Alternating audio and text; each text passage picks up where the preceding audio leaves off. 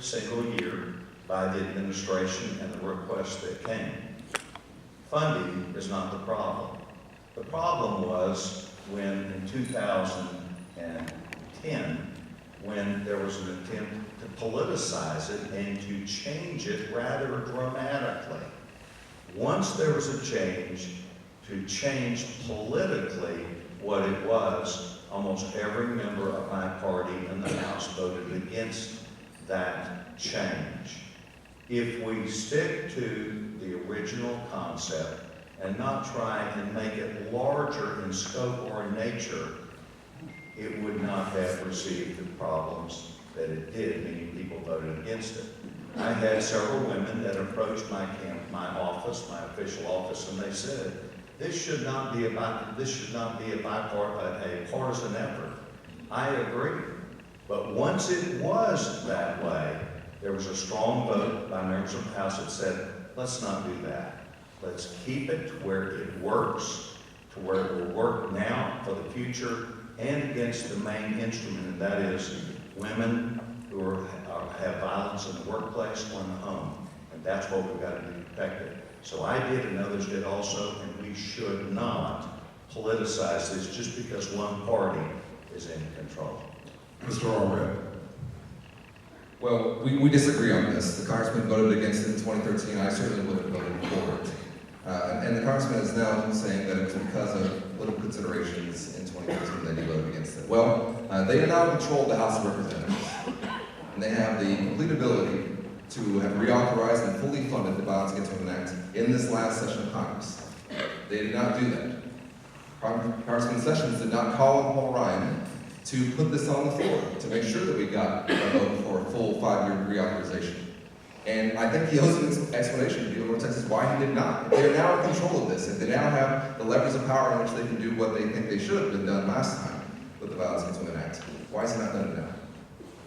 Let me say this, Sam. Once again, my friend is attempting to have it both ways. He has no clue what the discussions were at the table about having this to be reauthorized. We intend to have it reauthorized. It is a political fight, a political battle, where the House and the Senate have to determine these things, and a determination was made by the leaders not to produce anything at this time.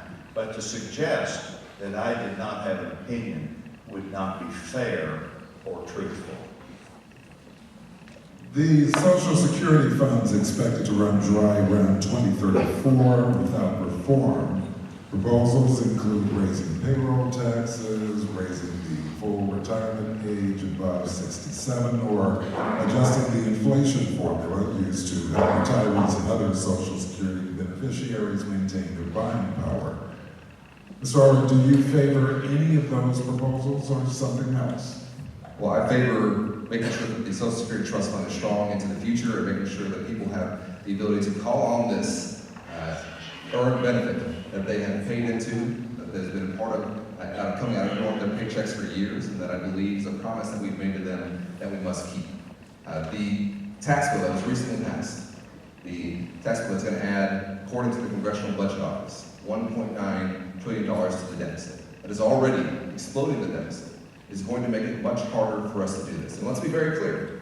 Mitch McConnell has said what will be done to pay for that tax bill.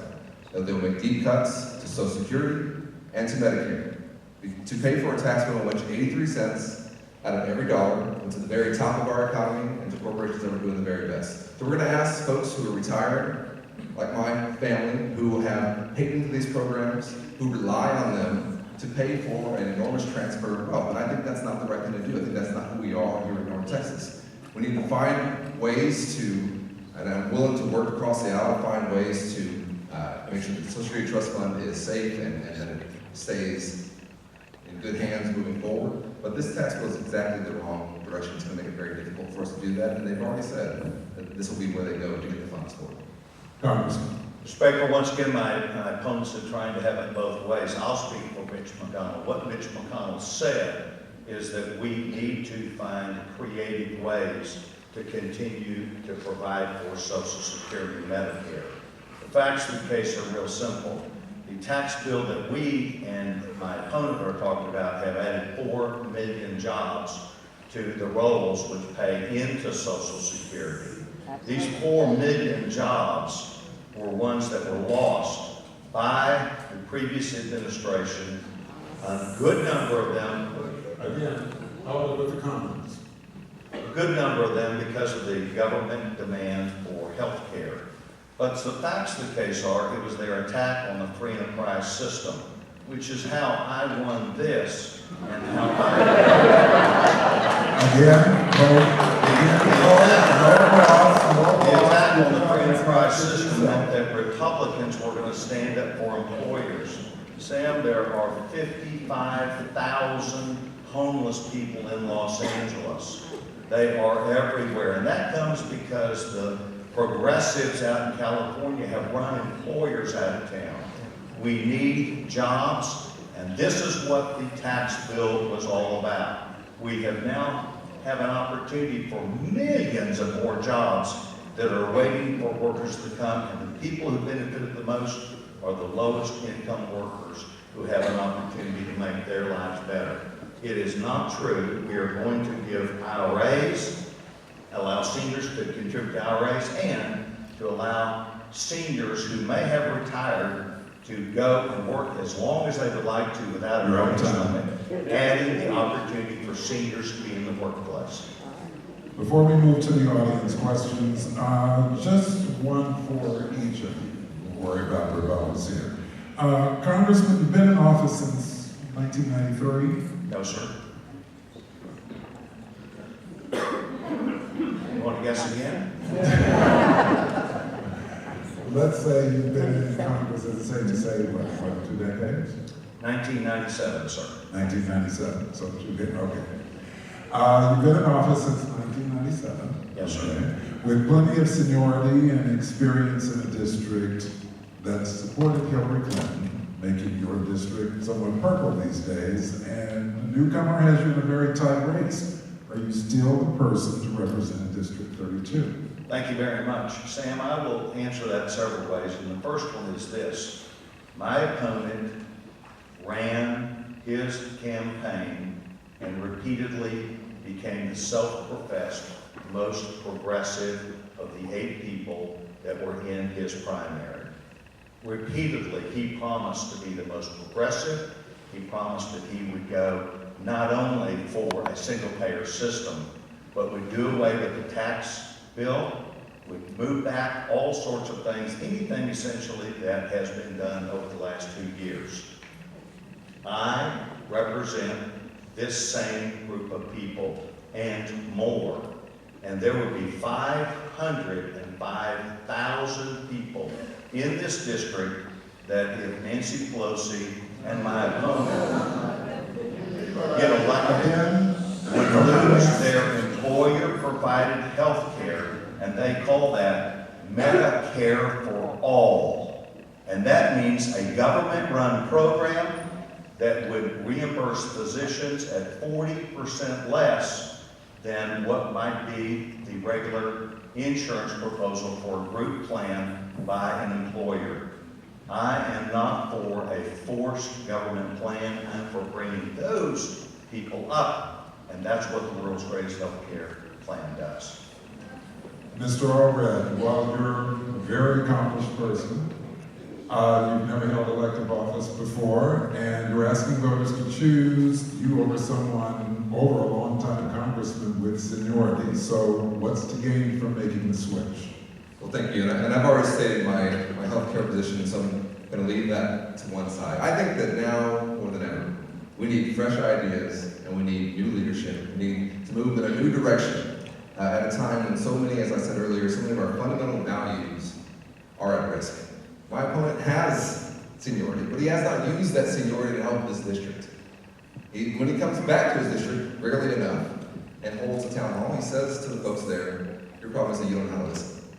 We need somebody who is on our side, who knows what North Texas families are facing, who will be an advocate for us beyond just voting for legislation, who will do the constituent work, will do the hard work of staying in touch with this district. The Dallas Morning News has recently noted the enormous impact of the tariffs that Donald Trump has put in place on our economy here in Texas. With $650 million already lost to these tariffs, with 3,500 jobs lost in the month of July alone to these tariffs. With his seniority and with his position, one would expect that the congressman would use that position to stand up for North Texas, to try and stop that harm from happening to us, to say maybe there's something more important than my party, maybe there's something more important than following the president of my party. But he has not done that. Instead, he has accepted multiple endorsements from the president. He has brought down many of his friends and family to the district to try and campaign with them. We need somebody who's on our side and who will put something over politics, something over partisan affiliation. Okay, we'll move on Sam, to thank you. audience questions. I'd like 5 seconds. The gentleman is trying to have it both ways again. Fossil, which is Hold on. No. Fossil, which is an employer here, forthrightly came to me several months ago and said we would be dead center. I approached the administration. They allowed there to be a change to where they did not implement the proposal from what was originally said. Holly Frontier, which is an energy company here, did the exact same thing. People who have approached me, we have had an opportunity to go. So, in fact, there are 2 very specific public comments and agreements on this that I have been able to use my seniority, but most of all, my leadership for the 32nd District for that reason. Mr. Allred, before we move on to audience questions, I'll give you the last 30 seconds to rebut if you want. Well, I would just say that sending a strongly worded letter and picking out small things is not what we need. We need somebody who would use their position, form a coalition of folks to come together and say, you're hurting my constituents, Mr. President. We are a member of the same party. I'm the chairman of the Rules Committee. I can stop all legislation from coming to the floor. If you do this, I will do that. We need somebody who will fight for us, who will be an advocate for us, and that just hasn't happened. Thank you. Now we'll move on to audience questions. The first of which is, what do you think can be done to decrease the incidence of gun violence in our country? Are options like universal background checks or assault weapons bans good policy? Mr. Allred, we'll begin with you. Well, I believe that we can secure our places of worship, our public places, and our schools consistent with the Second Amendment and with the Supreme Court's rulings on the Second Amendment. And that begins with universal background checks. We must make sure that anyone who is purchasing a firearm goes through a background check. And we know now that there are 50 women a month who are being murdered by close partners with a firearm. We do not have the laws in place to be able to take those weapons from those abusers. We should close that loophole as well. There are folks who are on the terror watch list who cannot fly, but who can purchase a firearm because this Congress has refused to close that loophole. These loopholes need to be closed. As someone who is about to be a father, I refuse to accept